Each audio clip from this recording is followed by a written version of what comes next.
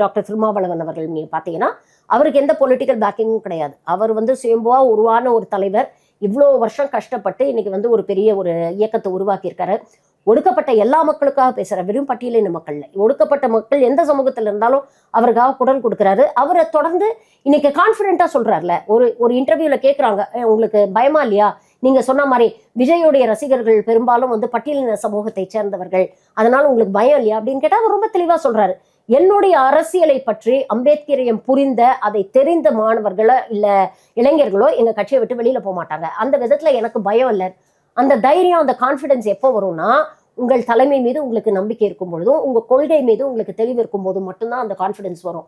அதே தான் திமுகவும் 75 வருஷமா அவங்க இருக்கிறாங்க. சுயமரியாதை, சமூக நீதி அப்படிங்கிற அரசியலை தொடர்ந்து பல தளத்துல அவங்க பேசிட்டு இருக்கிறாங்க.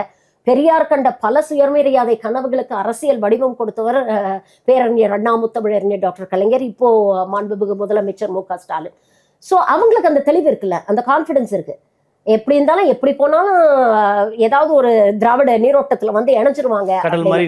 ஆமா. சோ எங்க போனாலும் அங்கதாங்க ஃபைனல் மீட்டிங் பாயிண்ட் அதுதான். சோ அங்க இணைஞ்சிருவாங்க அப்படிங்கிற நம்பிக்கை எங்களுக்கு இருக்கு.